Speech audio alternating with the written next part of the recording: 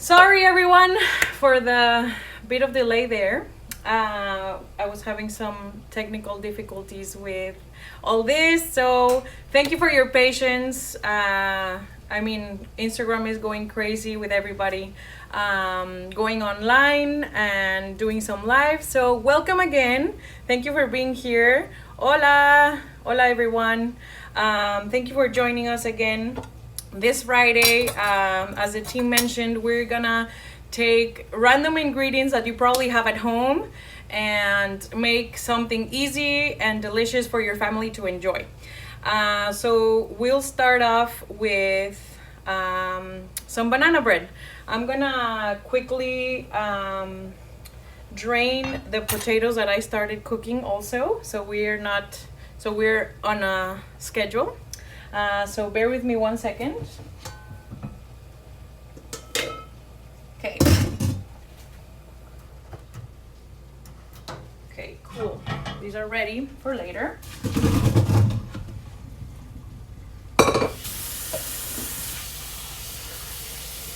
Perfecto. Awesome. So I'm gonna leave the tomatoes cooling over here so we can get started. So here's a view of my working station. Perfect. Awesome. So what you'll need to get the banana bread started, we'll share the recipe with you guys later today. So bananas. So you might all have pretty, ugly, so bright yellow, kind of green bananas. Bananas are an amazing gifter of the earth. Their nutrients and potassium, everything in a banana is just awesome. Now they say that if you eat a banana every day, it keeps the doctor away. So so I have these bananas that maybe you guys have some at home. These bananas are extremely ripe and it makes them hard to even open. Bananas that are this ripe are amazing for banana bread, even though they look nasty. Yeah, that's a real thing. They look nasty, but they're the sweetest bananas and they're extremely high in antioxidants. So they are great for you too. This is a great recipe to try at home with your kids. I'm gonna use 4 very ripe bananas. Also, if you start getting bananas that are spotted and maybe people at your house don't like to enjoy them, you can go ahead and peel them, put them on a Ziploc bag or a reusable plastic container that it's freezer safe, and you can have bananas for smoothies or even later for banana bread. Cool. I like to make my banana bread. Everybody can see okay? Cool.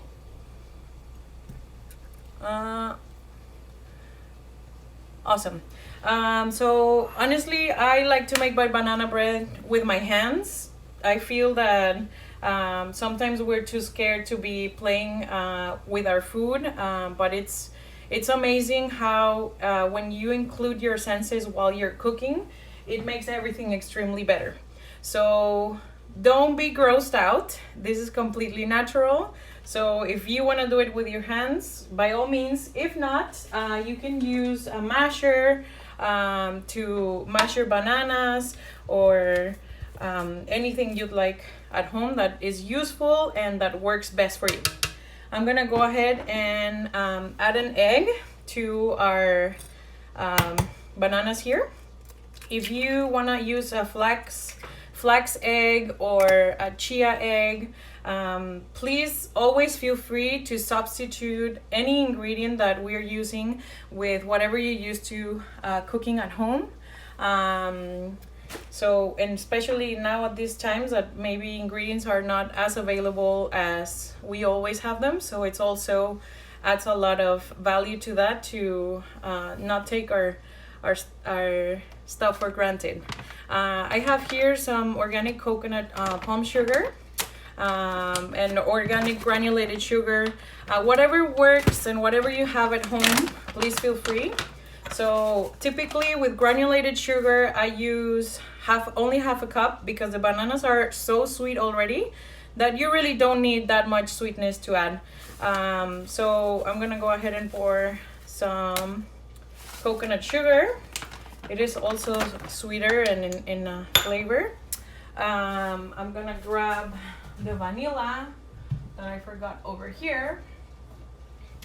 It's organic vanilla extract, and it's 1 teaspoon. So typically a cap of your vanilla container will be what you need. So a teaspoon of vanilla extract. And I'm gonna go ahead, we have our beautiful mixture here, and I'm gonna go ahead and massage it with my hands.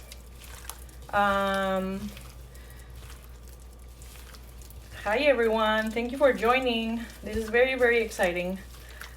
So once you, like, it all depends how you like the banana bread. Like, I personally love finding kind of like chunks of banana when I give a bite to it once it's baked. So if you don't enjoy that, then you can like mash it up more and more, so it's more kind of like uniform or better blended.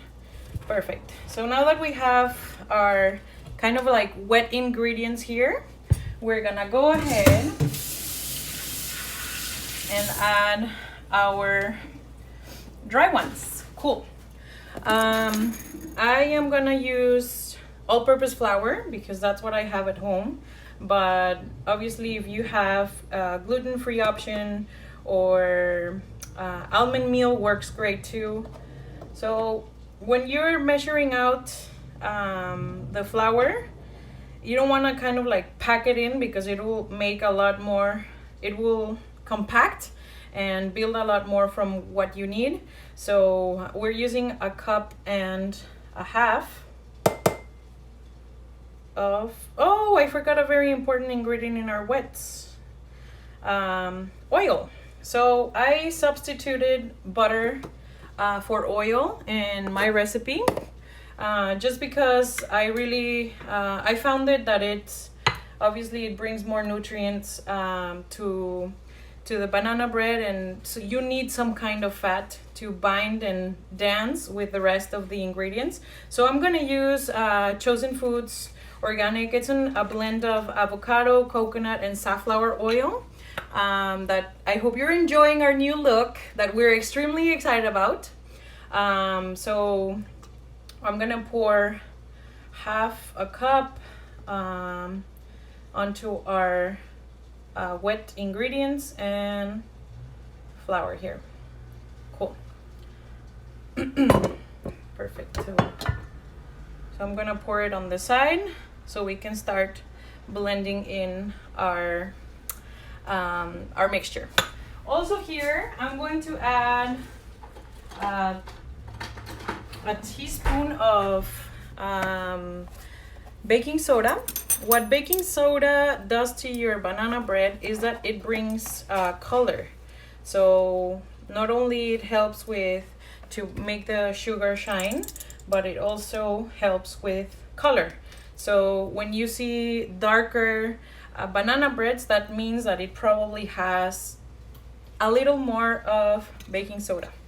So that's for that, and I'm gonna use a little bit of baking powder. You don't have to add it if you don't have it available at home. That's fine, but I just like my banana bread to be more fluffy, so that's why I add some baking powder. But if you don't have it available, again, don't worry about it, don't stress about it.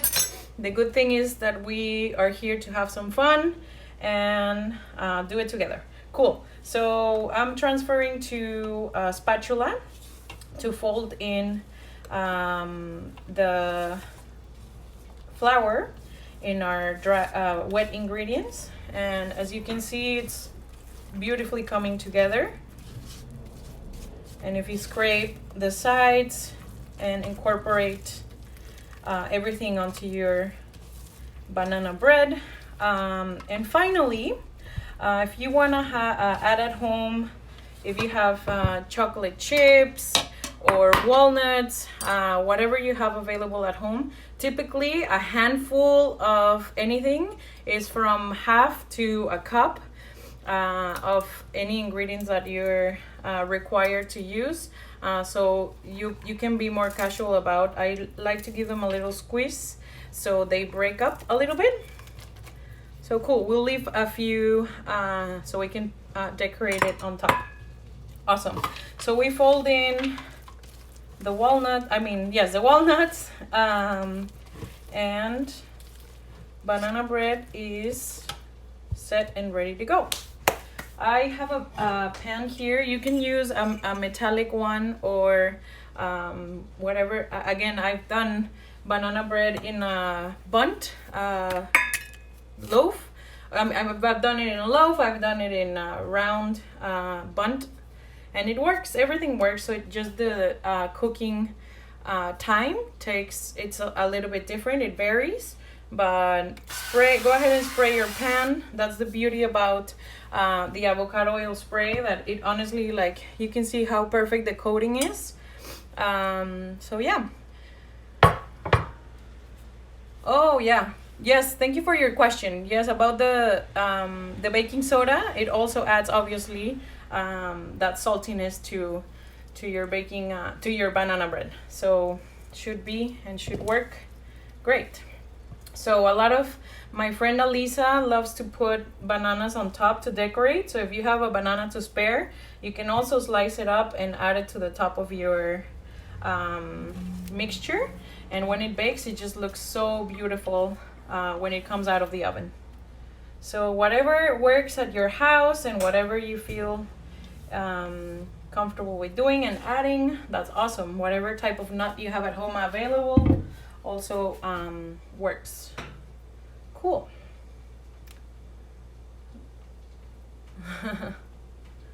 Awesome. So we're going to pop this baby in the oven and let it be for about 35 to 40 minutes. I have my oven preheated. And we're gonna move on to the next topic, which are potatoes. So here I have in my little pot, I already rinsed thoroughly my potatoes, because all the root vegetables, all the vegetables that grow under the soil obviously are a lot dirtier than any other ones. So, oh, my thoughts on brown sugar, it's a little bit sweeter than regular cane sugar, just because the nature of its process. Brown sugar is less processed than any other bleached or any other type of sugar. So just maybe cut down a little bit on brown sugar. Cool. Yes, 350 degrees Fahrenheit for the oven temperature. Thank you for your question. Okay, so back to potatoes. I chose marble potatoes. I really like them because they have different colors and they're just fun for the family if you have kids at home. It just makes it a little bit more interesting and appealing. So that's why I picked these. And I typically have them at home, but if you have regular potatoes, like the yellow ones or whatever potatoes you might have at home, even sweet potato, rutabaga works. We're gonna make potato salad today. And an interesting thing to think about when you're cooking root vegetables is that you always want to start off with cold water. The reasoning behind it is that any vegetable that grows under the ground, you should always start with cold water. If you put a lid on your cold water, it will help you to boil faster. And once the water boils, we will add some salt to the pot so it starts blending in. Cool. So we'll let those potatoes. I've already cooked some potatoes right before I got online with you, so it makes our process a little faster. So yeah, cool. Any questions on potatoes? Everybody good? if you do, you can keep adding your comments and questions, and I will try to respond. Awesome. So I have over here, I'm gonna prep some veggies for our potato salad. I have a tray full of goodies that we're gonna use for potato salad, and also we're doing making a little snack that is one of my personal favorites. I grew up in Mexico, and this is like literally a staple from my childhood. So street corn has a place in my heart, and I really enjoy it, and it's very easy and easy to make, and everybody can enjoy. Okay, so we're gonna go ahead and grab a couple stacks of celery and some cucumber, and we'll bring our tray back here so we can prep. Also, like I've been saying, please, and especially during these times, always wash your veggies, because you never know who has been in contact with it or not.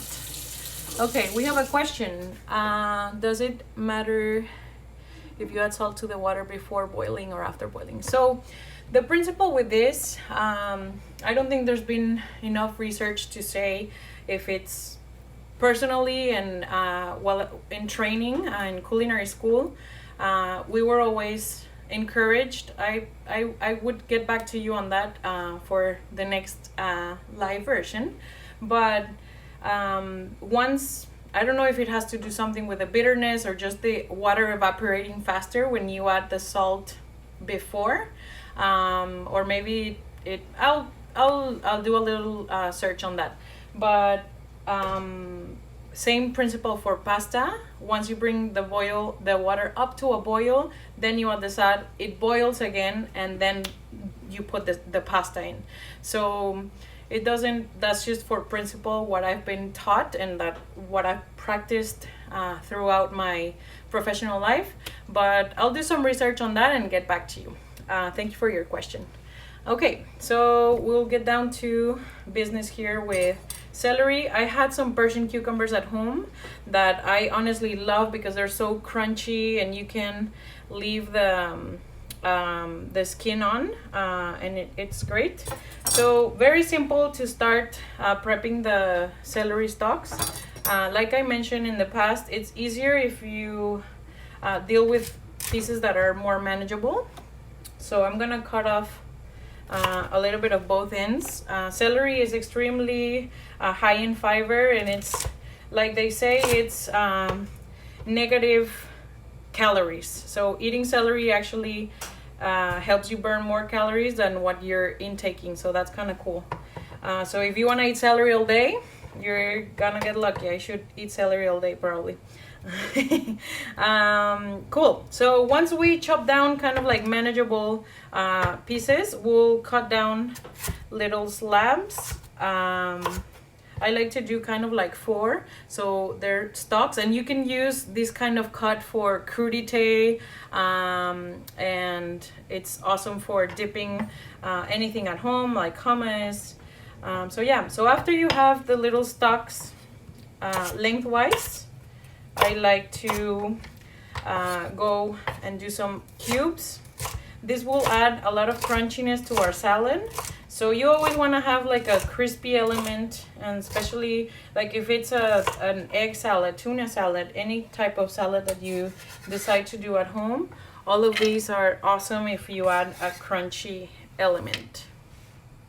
Cool. Yeah, go SD Loyals. I can't wait to go to the game. Hopefully after this whole situation is done, we can all go together and have a great time. Yeah, it's been, we're proud to be sponsoring them. We're very excited. Awesome. So this amount of celery I feel will be great. So we can save this for snacks for later. And for the cucumber, like I said, you can leave the skin on, and it's super crunchy and delicious. If you don't feel comfortable cutting lengthwise on the whole cucumber, then I would suggest you cut it in half. And I like to go around so I don't waste anything, to go around like a rainbow again. So the cuts on the cucumber go like boop, two. So here, I'll mark my knife so you can see. Can you see? Oh, cool. You can see. Perfecto. Another thing I would like to add about cooking potatoes is that another faster process when you cook any kind of root vegetables is that if you peel them and cut them in smaller pieces, you can actually bring the water up to a boil, salt it, and cook it faster. So if you need a quick fix for something, you can always do that, and it's great. So a whole potato with skin, start on cold water, and cut potatoes and peeled. You can do hot boiling water, which we will use for our corn on this instance too. Okay, perfecto. So we have our cucumber and celery prepped over here. We'll just let it chill while we focus on the corn. Awesome. So for the corn, ladies and gentlemen, I'm gonna bring over a tray because corn tends to be kind of messy. So I'll replace my cutting board with that over here.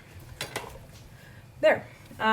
So peeling corn, it can be, if you buy it at the store, your farmer's market. I found this in the farmer's market at Specialty Produce, which is great. So the hair, an interesting fun fact about the silk of the corn is that when the corn grows out, all these little hairs that go throughout the corn, when the corn is small, all the hairs are concentrated in the kind of like tiny stalk that the core of the corn has. So what these cute hairs do is that they irrigate. It works as an irrigating system for the corn to grow. So it's extremely interesting. It's something I learned in the 6th grade, and it always stuck to me. So you can see how this goes throughout the whole corn, and it's amazing to think that it's nature's irrigation system before we even thought about it. So you saw how easy I peeled it back. So you can like pinch the hair and the leaves and just like pull it back, and now we have something forward. Oh, look, a little bug. This happens often, so don't be scared, don't be frightened. It's all natural. That's a great sign to know that your corn hasn't been fertilized and all that stuff. So cool. We peel down our. So today I'll repeat what we're making. We're making random stuff because we're probably all stuck with root vegetables and maybe things that we didn't think we wanted to explore with. But we're making potato salad. We have banana bread in the oven and some Mexican street corn. So this is it. I had 4 corn. So corn is meant to be cooked very fast in boiling water. I have my pot over there. I have boiling water going. So make sure you have a pot that that can fit all the corn and it's enough water. So here. So we have our pot with a rolling boil. Don't ever salt the water for corn because that toughens the little corn a lot. So make sure that whenever you're cooking corn, you don't have to salt the water this time. So we're gonna pop in our corn and bring our potatoes over here. Cool. If you put, so corn floats when you're cooking it, so if you put the lid on it, it helps the water to come down again on the pot. So make sure you cover it. Our potatoes are boiling, so we're gonna add some salt over here, maybe about a couple teaspoons. Boom. Cool. And to check for doneness on potatoes, you can, oh yeah. Okay, so we have our potatoes here. If you press on it, it doesn't really slide back, so they're not quite there. Oh, that one's this one's smaller. So cool. Maybe the bigger ones are still not ready. Okay, we'll give them a couple minutes. Perfecto. And we'll bring our board back over here. And just like in the TV, I have potatoes already ready to go, which the other ones I can use and share with my neighbors later. But meanwhile, we have potatoes ready to be cut. So once you drain your potatoes, these are very close to being done, and the corn as well. So going for it. So you cut your potato in half. We'll have a little bowl. Where is it? Cool. We'll put our cut potatoes in. I'm gonna put them in the strainer. It doesn't really matter. So once you cut all your potatoes, I'm gonna go ahead and do a mixture. I always like to start my salads, cold salads, with my mixture, so that way you have control of what the salt level is and the spice that you want. What a nice neighbor. I try to be a nice neighbor, but they're very happy to have me around, because every time we are able to share food, we do so. So it's awesome. If you can do it with your community, please do it too. I've seen a lot of amazing, touching videos on neighbors being amazing. So it's a great time to share that with your community. So if you're able to, please do so. Awesome. I'm gonna turn off the potatoes and pull out the corn. No, not yet. Great. So we'll move on to do the mix for potato salad, which, like I said before, whatever you have available at home. I'm gonna use today our classic avocado oil mayo. It's made 100% with avocado oil, some eggs, but we also have amazing vegan mayo that is also available in stores. So whenever, if all our vegan friends out there, give it a try.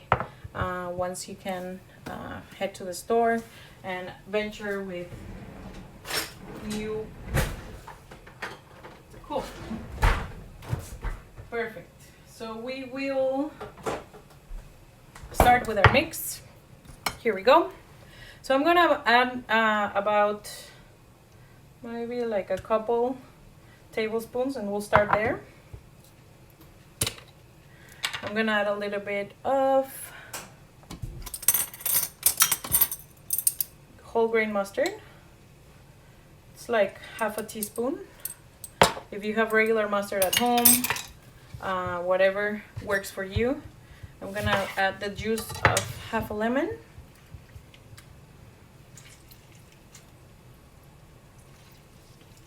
Lemon makes everything brighter and delicious. The balance of acidity is great, so if you want to use some of that, that's great. If you don't have it available, that's fine. Or maybe go to your neighbor, to their tree. I will add some salt here and pepper.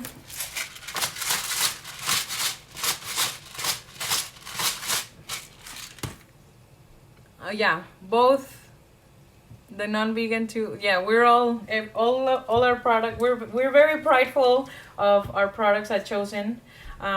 Cool. So now we have our mixture kind of ready.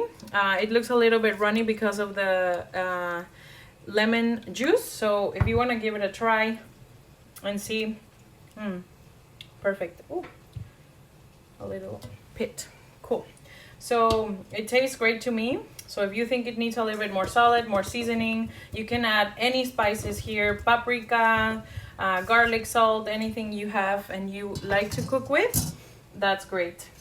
I'm gonna drain these potatoes real quick to keep doing magic. A cool trick also is if you bring your potatoes back to the pan, it will dry them for you, the heat, so that's cool. Well, at least cool to me. The water's back to boiling and the corn changed color a little bit. Ooh. So our corn is ready. Awesome. I'm gonna grab a plate here and place our corn. Like I said, once it boils again, the corn is ready in about 3 minutes. Literally, that's all a corn needs to cook entirely. So when corn is overcooked, you'll see how it starts kind of like dehydrating. So you want to be careful on not to overcook it. And since we'll have it fresh from the farmer's market, or if you like to have corn at home, it's awesome to know. Cool. So, whoop, got a little corn here, my bad. Okay, so we're gonna give our potato salad a quick mix and add cucumber and celery to here. If you have, like, if you want to add a spicy element that I love, pickled jalapenos or serranos, anything you want to add at home. If you have red onion, anything that you think would enhance the flavor of your dish, works perfectly. So our salad is done. It's made. Very easy, very simple ingredients. So whatever you have, again, available at home, try that out. So we can pop this in the refrigerator, so it's nice and cold when you serve it to the family. So awesome. I'm gonna pop this in the refrigerator. Perfect. And I'm gonna check on our banana bread real quick. Oh, it looks beautiful. While the banana bread is almost ready, we're gonna go ahead and make some Mexican street corn. So Mexican street corn is everywhere. You can boil the corn, and since it's so perfect and crunchy, you literally could add even just salt. It's a very great staple from the US to do butter and salt, but since we're going the healthy route, I'm gonna put some lime mayo on our corn, which is coming to stores near you very soon. We're very excited about our flavored mayos. So stay in the lookout for that. And you literally can use any tool to add to your corn. So just add and smear some mayo on the corn. If you're burning your fingers, use tongs, but this is manageable for me. So once you drench the whole thing, hi friends, lime mayo, yes, it's so good, I cannot even tell you. So yeah, I wish I could give everybody a taste, but it's so thick and tangy and delicious. Woof. Like I like to say, it's money. Okay, cool. So I'm gonna add to my corn some chili powder. This one I use is Tajín, is from Mexico, that it's found in stores. And just like that, friends, you have Mexican street corn. So before you do the mayo, if you want to cut segments of it and then toss everything in a bowl, that works too. So yeah, check it out, try it out at home, or maybe getting ideas for this summer. So there we go. We're gonna go check our banana bread. It's looking great. It looks like in the middle is still a little wet, so I'm gonna give it a couple minutes. If you guys have any questions, if you're making corn tonight, that's awesome. Yeah, please do anything, and share with us. Share what you've learned. Talk to your neighbors about it. It's always great to come into community in these special times. So cool. I'm gonna check quickly on. I'm gonna insert a toothpick on the banana bread to see if it's ready in the middle. It looks like to me that it needs a couple more minutes, but we'll go check real quick.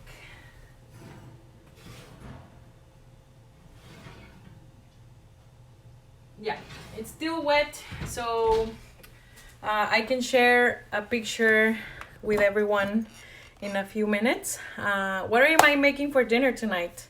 I'm actually making fish tacos tonight, which I'm extremely excited about. Very simple stuff that I can maybe share with you next time. What was your question? Maple syrup or honey? Great. It honestly, any type of sweet. So I've even done banana bread without sugar, because I've experimented with different things, and even without sugar is sweet enough. When you ripen or when you let go of a banana that you forgot about, it honestly has enough sugar, but I like a little more sweetness. So maple syrup works, honey works, so whatever works for you is amazing too. But I've tried it in the past, and both work as great. And yeah, there's always room for substitution. The bananas, yes, the nastier the better, for sure. Cool. All right, friends, we've had a success on this Instagram live. I'll pull out the banana bread, and the edges are nice and brown. Oof. It's puffy and delicious. You can see. Awesome. Perfecto. Oh, and I forgot to put the nuts on top. My bad, friends. Anyway, let me grab a little knife so I can share with you a piece.